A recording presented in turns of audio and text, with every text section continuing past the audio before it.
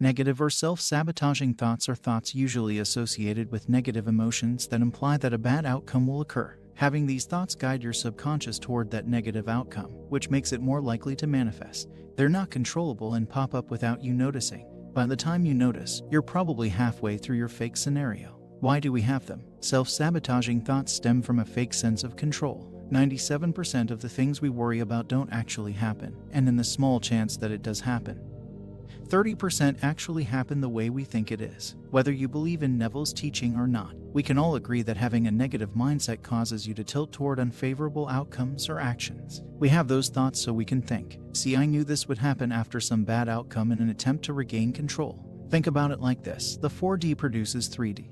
If I'm going to be all technical, then we can consider the 3D to be a projection of the 4D. You can calculate projections for a set of coordinates in a different dimension in linear algebra. Think about it exactly like such. If you wear a red hat and stand in front of a mirror, your mirror only shows one side of you. Would you get mad at the mirror because your hat is red? No, you simply change your hat to a different color so your mirror shows a different color. Would you put in the effort to change what the mirror displays? No, you simply go and put on a different hat. Always look at your 3D with a grain of salt. It doesn't even show the full story. Your mirror doesn't even know what the backside of your body looks like. It just shows one side of your body. So why would you spend any effort on changing your 3D? Focus on the 4D instead. If you shine a light on a cube and spin it, the shadow it casts changes as the angle changes. You wouldn't try to move the shadow if you want to see a different shadow. You'd just spin the cube in a different way. Back to self-sabotaging thoughts. Think about your thought process. Let's remove all the positive or negative judgments. Prediction, chain of reactions. Outcome, I knew this would happen.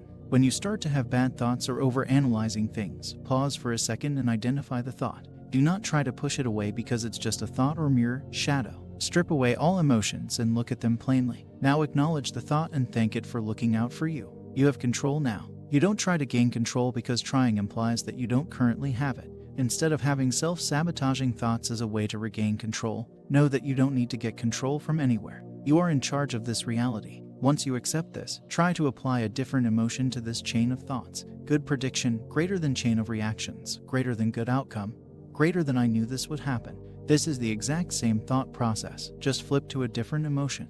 If you have the ability to have these thoughts in a negative way, you have the ability to flip them and be positive. You can do this through techniques like SATs, visualization, eavesdropping, etc. Techniques don't matter. What matters is what you get out of them. If you're a skeptic, try it out anyways. It doesn't hurt because even statistically it shows that having negative thoughts never work out in your favor. It's also not good for your mental health to dwell on things like that, especially if you have no control over something. If you really think it won't work out in your favor, then why spend all the time being anxious and expecting the same outcome?